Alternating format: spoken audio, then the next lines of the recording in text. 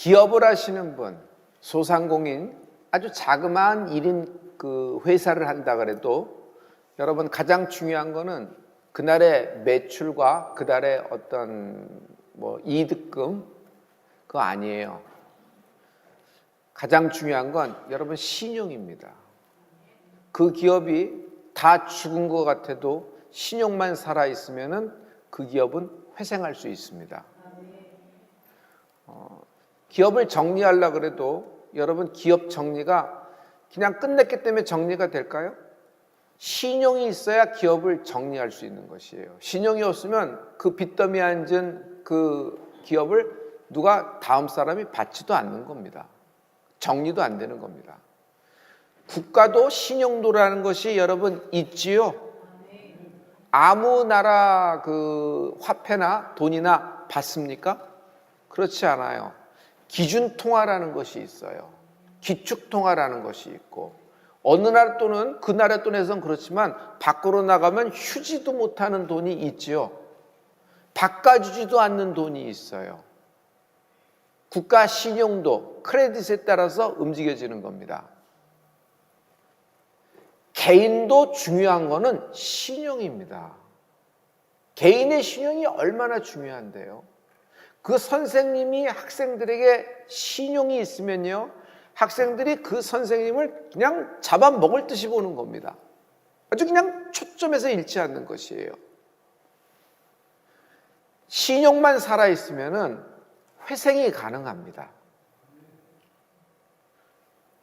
여러분, 믿음이 신용입니다. 영적 신용이 있거든요. 영적 신용, 영적인 크레딧이 있어요. 하나님과 나 사이의 관계, 믿음의 관계입니다. 내 믿음이 있느냐 없느냐, 있다면 얼만큼 있느냐.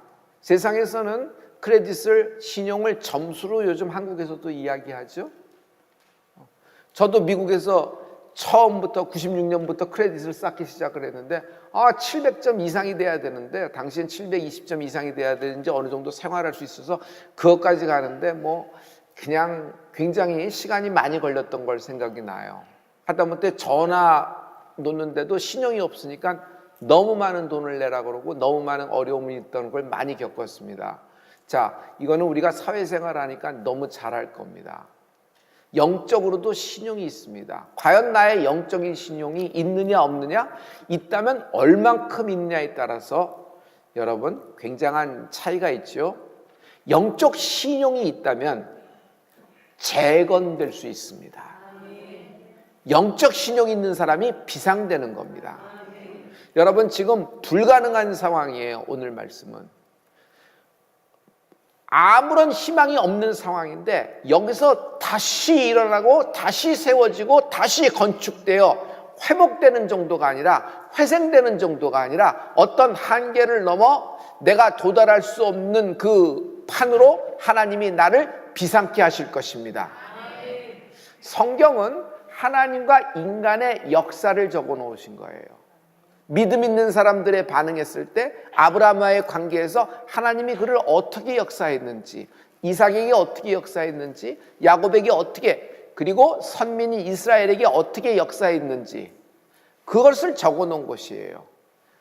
다시 말하면 성경은 하나님의 신용이에요. 하나님의 신용을 제가 얘기할게요. 하나님은 어제나 오늘이나 영원토록 동일하신 분이에요. 이분이 하나님이세요. 하나님의 신용은 오락가락하지 않아요. 그 어떤 누구에게도 이야기하셨으면, 말씀하셨으면 그것을 어제도 오늘도 영원토록 지키시는 분이 하나님이십니다. 이걸 하나님의 신용이라 그래요. 오늘 결론을 미리 갖고 올게요.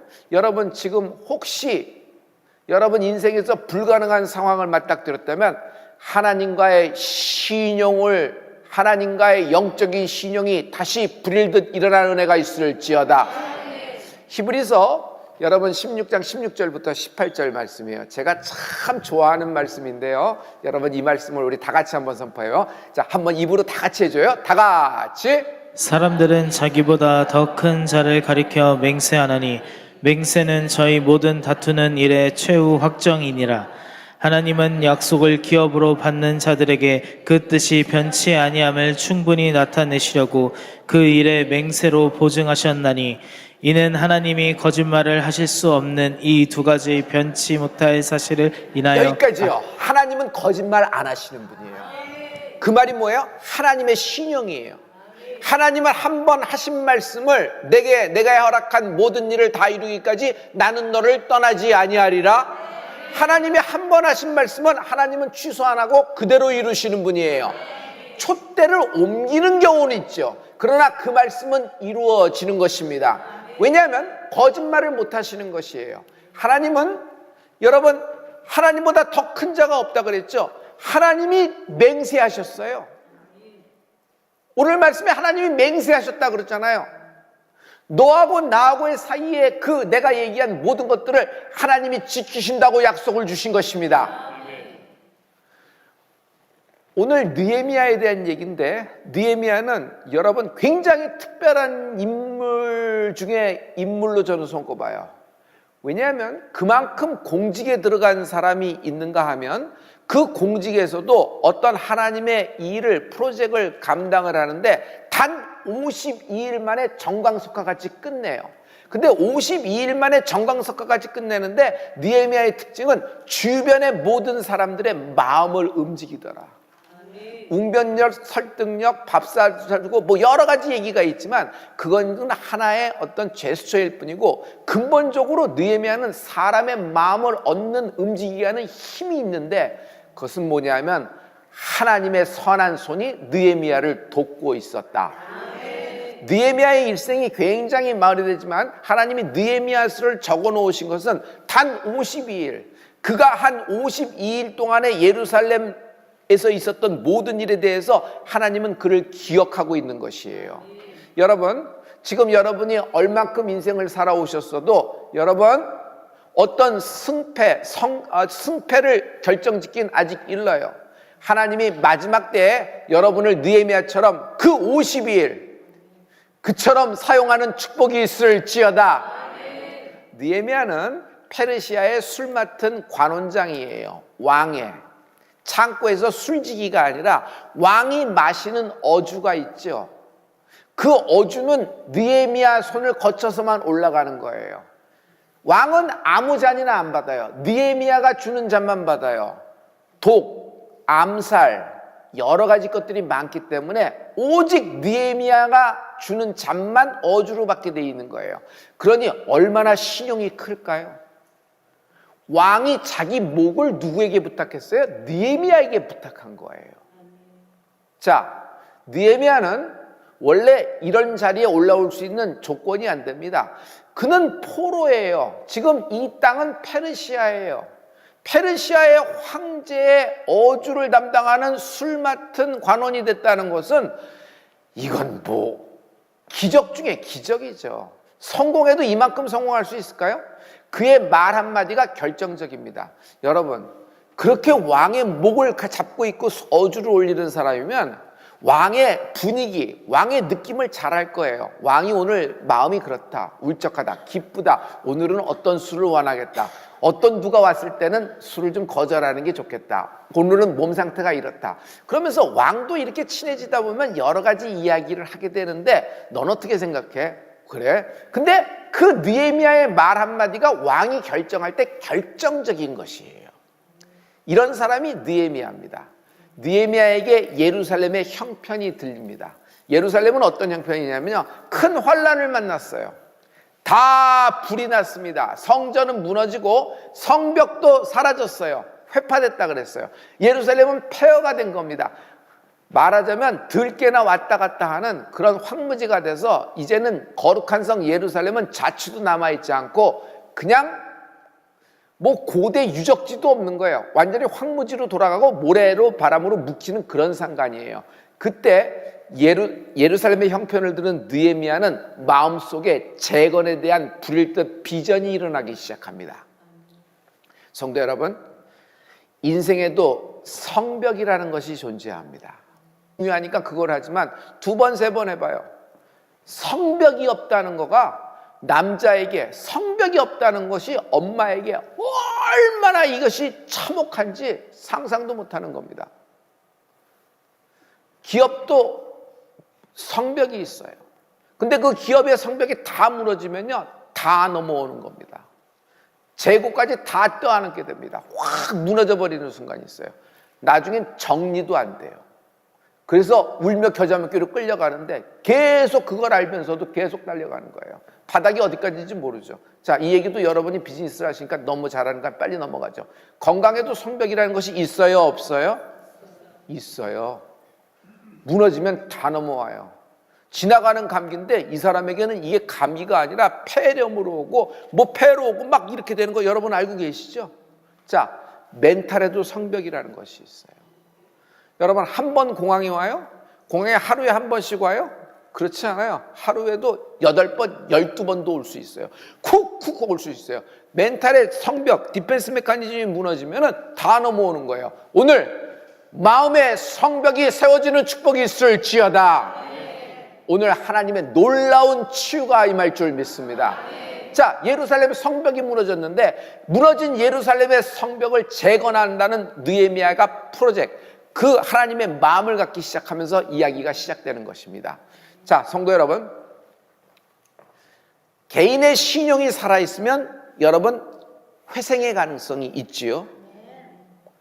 영적인 신용이 살아있다면 여러분 재건될 수 있습니다. 느헤미야는 가장 중요하게 무엇을 움직이냐면 왕을 움직여야 됩니다. 왜냐하면 예루살렘 성벽을 쌓는 것은 느헤미야가 갖고 있는 경제력으로 불가능해요.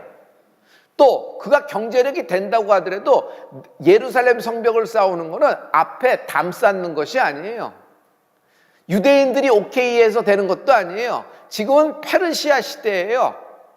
페르시아 황제의 윤호가 있어야 돼요. 이건 정치적인 상황과 굉장히 맞물려 있어요. 왕이 생각할 때 성벽을 쌓아줘서 유대인이 나라로 독립을 하고 우리에게 반기를 든다 그러면 그런 상소문 하나만 들으면 모든 것이 취소되는 상황이에요. 굉장히 예민한 것입니다. 왕의 재가를 얻어야 돼요. 왕의 자금도 얻어야 돼요. 물자가 있어야 돼요. 돌이 있어야지. 목재가 있어야지, 석공이 있고 목수가 있어야지, 그리고 그들을 도울 수 있는 일꾼들이 있어야 하고 짐꾼이 있어야죠. 그럼 그것들을 움직이려면 여러분 뭐니 해도 가장 중요한 게 물류 아니겠어요? 거기서 생산을 해. 근데 이쪽으로 가려면 물류 비용이 더 들어. 그럼 이거 물류를 어떻게 하는 거예요? 그럼 여기서 만들면 되나? 여긴 인건비가 비싸. 안 맞는 거예요. 그러니 만들어서 납품받자 마이너스니까 손 놓고 있는 거예요. 또 물류가 항상 이렇게 돼요. 봉쇄령이 딱 떨어졌더니 어떻게 돼요? 잘 알고 계시죠? 봉쇄령이 떨어졌을 때, 대륙에서 봉쇄령 떨어졌을 때 어떻게 됐어요? 들어오는 것도 없고 나가는 것도 없고 딱 묶여버린 거예요. 오다는 땄는데 움직여지지가 않는 거예요.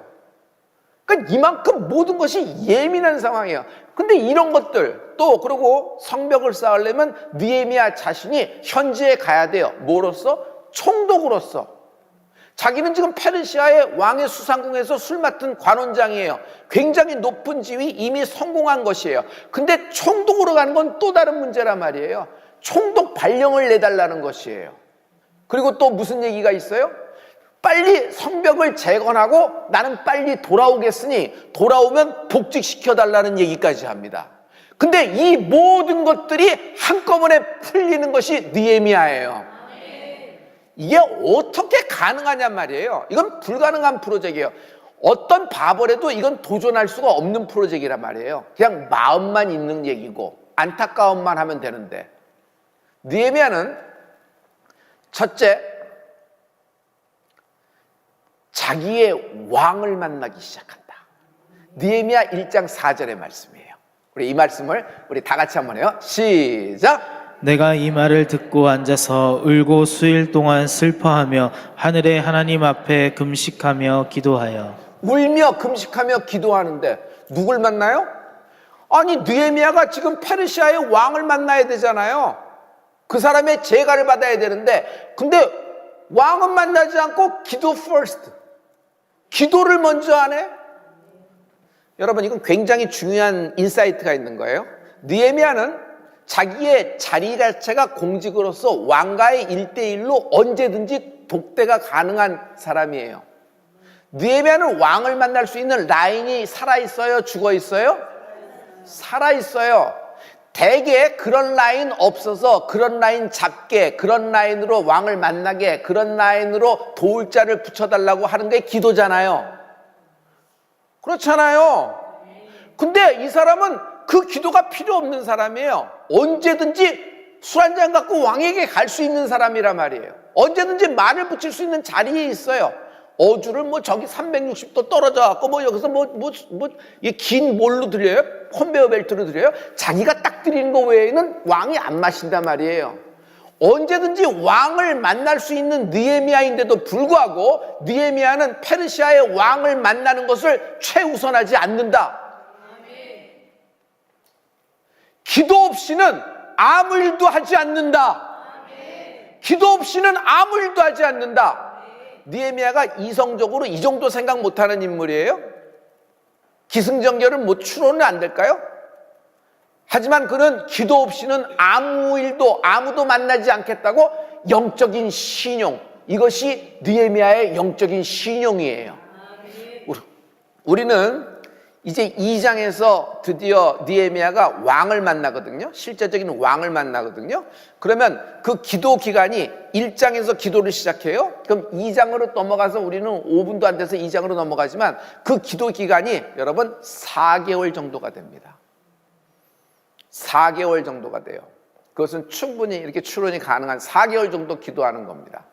그러므로 성도 여러분, 페르시아의 왕이 나의 왕이 아니다. 나의 왕은 하나님이시다. 느헤미야는 자기의 왕을 만나러 가는 거예요. 여러분, 오늘 나의 왕을 만나는 축복이 있을지어다.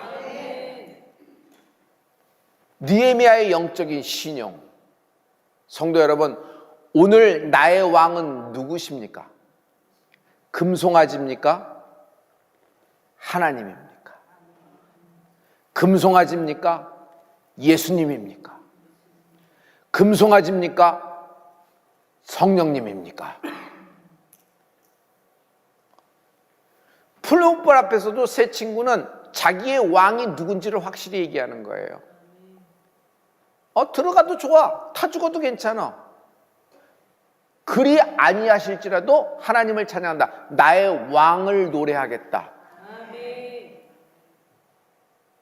에스더 끝까지 나의 왕을 노래합니다.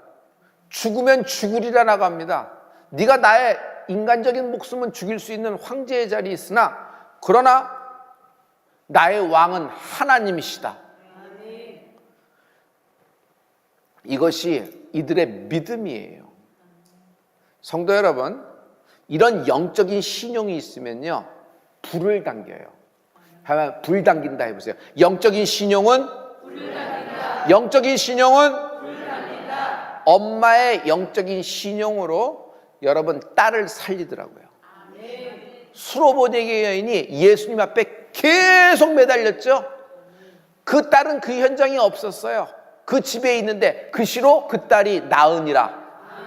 아빠의 영적인 신용이 있어요. 그런데 그 아들에게 불을 당겨요. 그 아들을 살려내는 거예요. 내가 믿나이다, 내가 믿나이다 하면서 하잖아요. 여러분, 할머니, 할아버지 찬스가 있어요. 할머니, 할아버지가 영적인 신용이 있어요. 그 손주와 그 아들과 그 며느리 사위를 반드시 불지르고 살려냅니다. 영적인 신용이 이만큼 중요한 게 왜 떨어졌는지를 생각해야 돼요. 왜 떨어졌는지는 돈이 없어 떨어진 것이 아니라, 돈이 모자라 떨어진 것이 아니라 상황과 환경이 그래서 아니라 저 내 인생의 빌런 때문에 내가 떨어졌다 생각하는데, 여러분 어딜 가나 빌런은 있어요, 없어요? 있어요. 빌런이 아니에요. 여러분 중요한 건 영적인 신용이 살아 있어야 돼요. 내 친구, 이 사람은 그냥 중풍병자예요. 오랫동안 중풍병자로 누워서 휠체어가 아니라 들것에 실려서 다니니, 여러분 구급차 타고 다니는 사람이에요. 이 사람 60만 망가졌을까요? 멘탈이 괜찮을까요? 마음도 다 무너졌을 거예요. 그런데 내 친구가 이 한 사람의 영혼에 불을 당기는 거예요. 지붕을 뚫고 내리잖아요. 그 내 친구의 믿음, 영적인 신용을 보고 예수님이 들 것을 들고 그 자리에서 일어나 걸어가라. 그대로 되니라.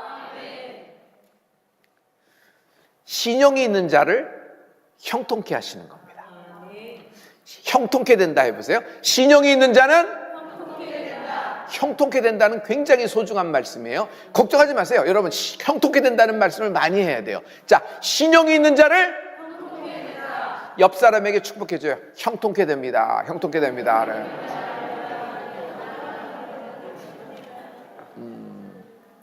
사람들은 자기가 최선을 다했으면 그 다음은 이제 겸손하게 결과를 받는 것이 라고 생각을 하죠. 그건 참 좋은 태도고 마음이라고 생각합니다. 그런데 예수 믿는 사람은 거기에 플러스 알파가 더 있는 거예요. 우리가 하나님의 말씀으로 분별을 해서 행동을 하지만 그 행동 뒤에는 하나님의 보이지 않는 손이 나를 돕고 계십니다. 그러므로 하나님은 형통하신 분이에요. 축복의 하나님이세요. 그 하나님이 우리를 형통케 할 겁니다. 느헤미야를 어떻게 형통하게 했는지 여러분, 보이지 않는 세계에서의 역사가 이제 시작되는데 느헤미야 1장 11절의 말씀입니다.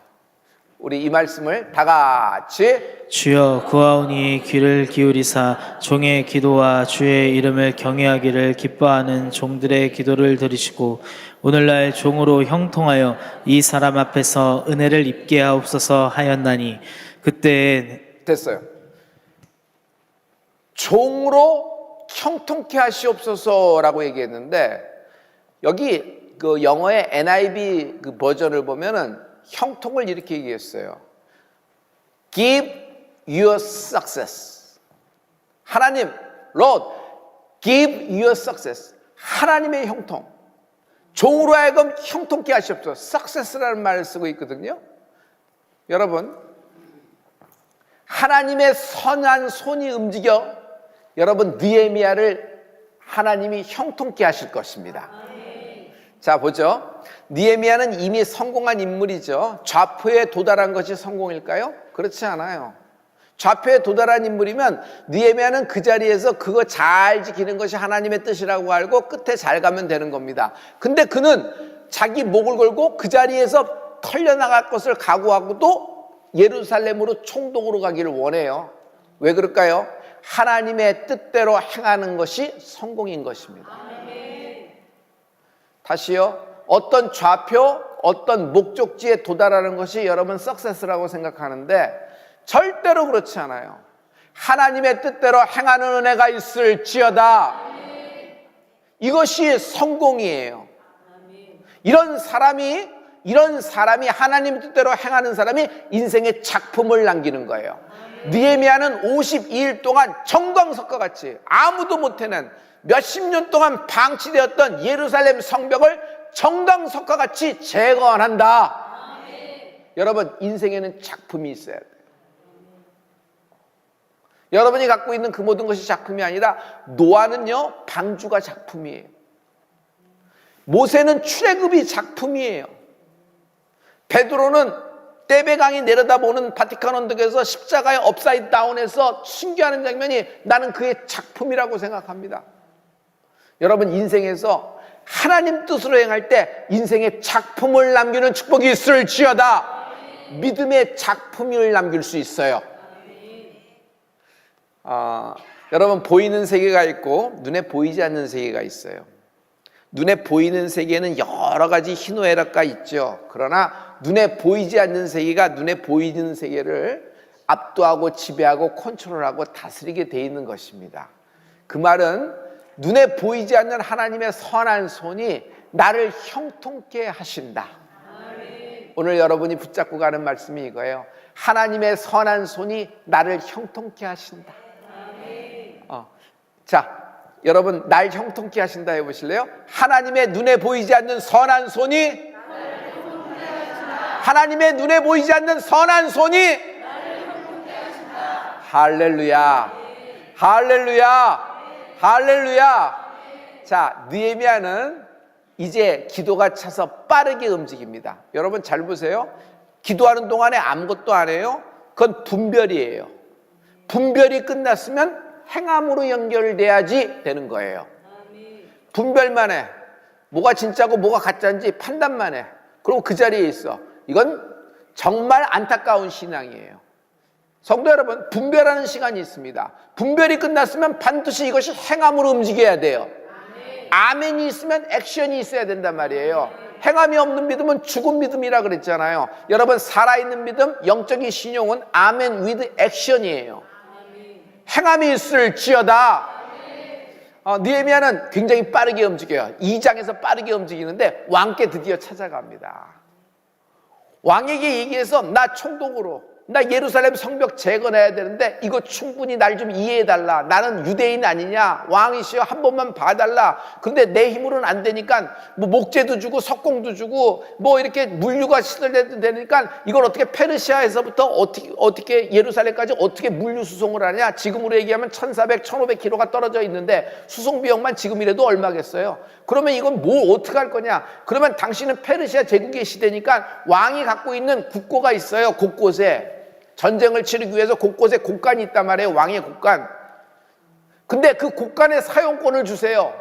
내가 그 곡간의 열쇠를 주세요. 나에게 그래서 이걸 건축하게 해서 이 얘기를 다 해야 되고 나중엔 돌아와서 날 복직시켜 주세요 라는 얘기까지 다 해야 되는 겁니다. 왕에게 나가서 말을, 그 어려운 말을 하려고 딱 나가는데 옆에 왕비가 앉아 있다. 이게 비밀이에요. 여러분, 중요한 건 아내가 키를 갖고 있는 것 같아요. 왕비가 옆에 앉아있다. 여러분, 자, 이 말씀 이제 확인하고 가요. 느헤미야 2장 6절의 말씀입니다. 우리 이 말씀 우리 다 같이. 그때 왕후도 왕의 곁에 앉았더라. 왕이 내게 이르시되 내가 몇 날에 행할 길이며 어느 때에 돌아오겠느냐 하고 왕이 나를 보내기를 즐겨하시기로 내가 기한을 정하고. 왕이 다 오케이를 해요. 한 번에. 되는 거가 있고 안 되는 거가 있잖아요. 근데 왕이 한꺼번에 다 오케이를 해요. 왕이 호탕하고 뭐 이러니까 하나님이, 근데 여기에 하나님이 심어놓은 복병이 있는 거예요. 그게 누구냐면 왕비라는 거예요. 왕비. 자, 이제 이 왕비 얘기를 해봐요. 빨리 커튼을 열어드릴게요. 비밀은 왕비에 있는데 이 왕비의 시어머니가 누구냐 하면 에스더예요. 왕비의 시어머니가 에스더예요. 지금 페르시아의 황제는 아닥사스다 황제예요. 아닥사스다 황제의 아버지가 누구냐면 아하수에로 왕이에요. 아버지가 아하수에로가 누구냐면 여러분 영화 300 보셨어요? 거기 나왔던 왕이 그 아버지예요. 아하수에로. 원래 아하수에로에게는 누가 있었냐면 와스디 왕비가 있어요. 근데 와스디 왕비가 마음에 안 든다고 아하수에로가 한번 그냥 폐위시켜 버렸어요. 그리고 그 빈자리에 누가 들어가게 됐냐면 모르드의 천거로 의해서 에스더가 왕비에 들어가게 되는 것입니다. 할렐루야.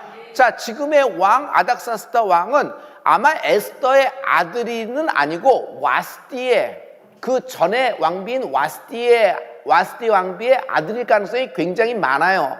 그렇다고 하더라도 여러분, 자라면서 누구의 영향을 받았을까? 엄마 에스더의 영향을 안 받았을까? 어마어마한데. 그러면 엉클인 누구예요? 모르드의 영향을 안 받았을까? 받았을 거예요. 에스더의 캐릭터가 묻었을 거예요.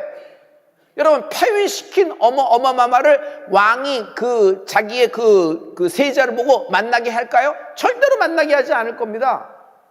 그러니 이 아닥사스다 왕은 자기도 모르게 이런 캐릭터로 성장이 된 것이에요. 여러분, 또 무슨 얘기냐면 이 아닥사스다 황제는 누구하고 친하냐면 여러분 에스라에 보면 학사 에스라하고 굉장히 가깝습니다. 성경에 나와요. 학사 에스라하고 7장에 보면 에스라 7장에 보면 나와요. 에스라하고 굉장히 가까워요.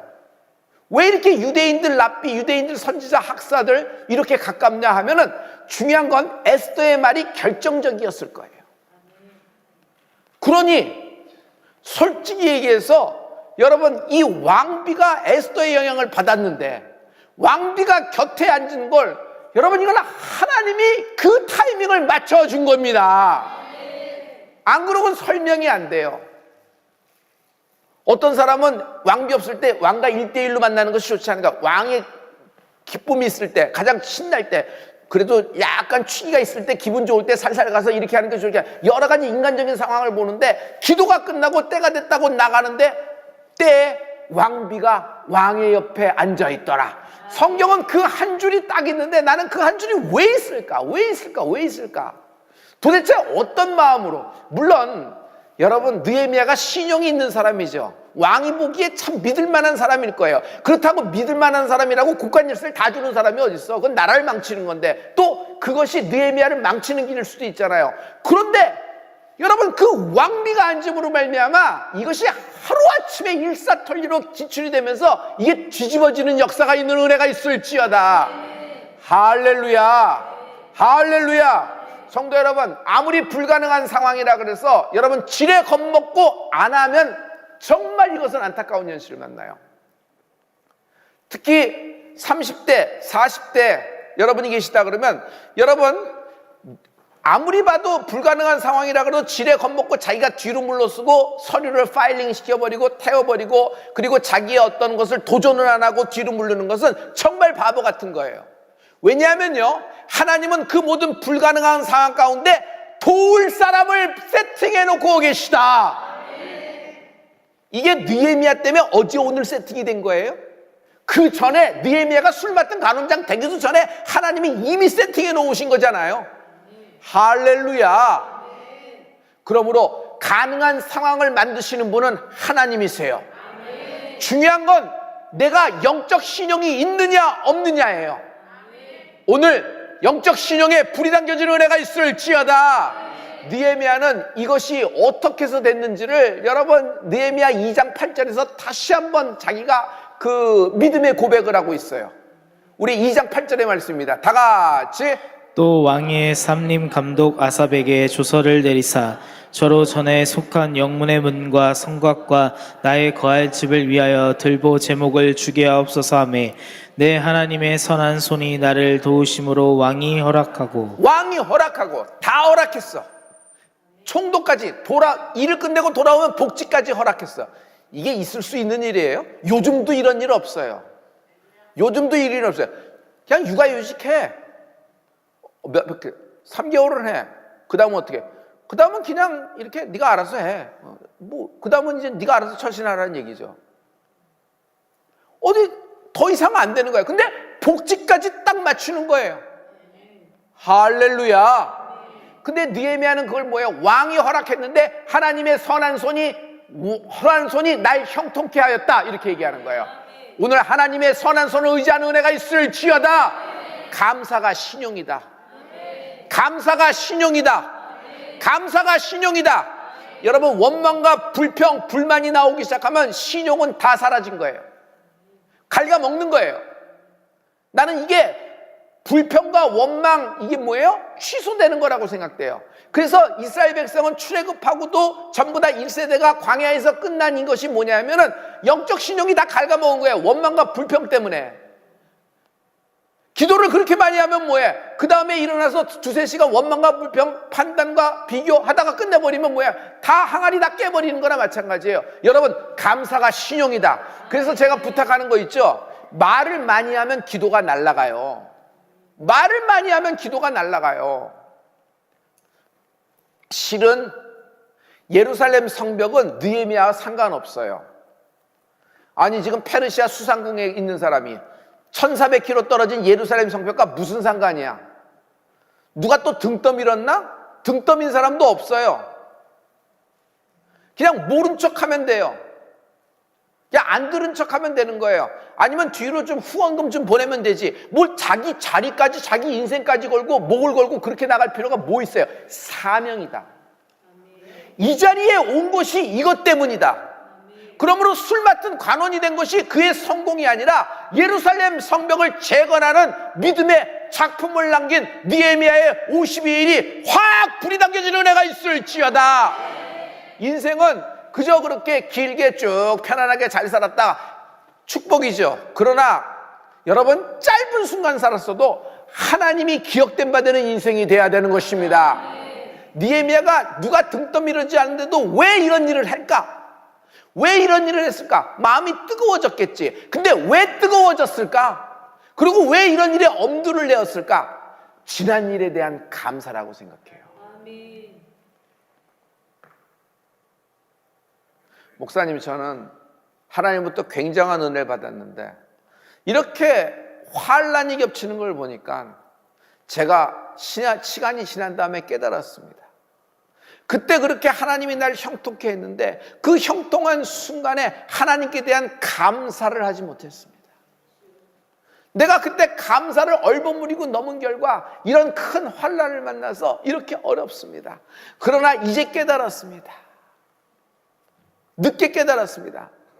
감사하지 못했습니다. 감사함이 없었다는 것이에요. 난 그 평신도에 그런 얘기를 딱 듣고 무슨 얘기를 듣냐면, 야, 저 사람이 회생되고 있구나 생각돼요. 회생되고 있구나. 성도 여러분, 느헤미야는 자기 인생을 여기까지 오게 한 것. 솔직히 느헤미야가 술 맡은 거 하는 장에 자기 힘으로 됐을까? 여러분, 아닥사스다, 아하수에로, 또 모르드게, 에스더, 이런 뒤에서 역사가 있고 미리 있으니까 느헤미야가 거기까지 갈 수 있지 않았겠어요? 영향력이 없었을까요? 실제적으로 여러분, 그 느헤미야가 그렇게 기도할 때 에스더가 기도 안 해줬을까? 살아있었을 가능성이 많아요. 연도가 겹치거든요. 그럼 기도 안 해줬을까? 어마어마한 힘이 있는 거예요. 여러분, 한 사람의 인생을 위하여 많은 사람이 중보하게끔 하나님이 세팅해 놓고 계세요.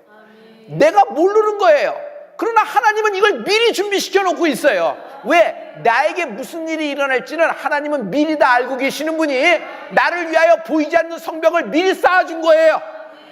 아멘. 나를 위하여 보이지 않는 성벽을 미리 쌓아준 거예요. 이게 중보기도의 힘이에요. 여러분이 인생의 예루살렘 성벽을 다시 재건하는 은혜가 있을지어다. 하나님의 신용이 있어요. 하나님이 갖고 계시는 하나님의 신용의 증거가 십자가예요. 주님은 믿지 못하는 인간을 위하여 하나님의 신용을 눈에 보이게 보이셨으니 그것이 우리에겐 십자가가 되는 것입니다. 주의 보혈은 하나님의 신용이에요. 거짓말 안 하시고 절대로 변치 않으시는 신실하신 하나님의 신용의 증거가 십자가에 있다. 예수님이 승천하시면서 몇 날이 못되어 너희는 성령을 받으리니 성령을 받으면 예루살렘과 유다와 사마리아 땅까지는 내 증인이 되리라 하시니라. 예수님이 하시는 말씀이 그대로 우리에게 임한 것이 성령 세례를 받게 된 것입니다. 그러므로 성도 여러분, 여러분의 인생이 다시 재건될 수 있다. 믿음, 영적 신령에 불이 당겨지는 은혜가 있을지어다.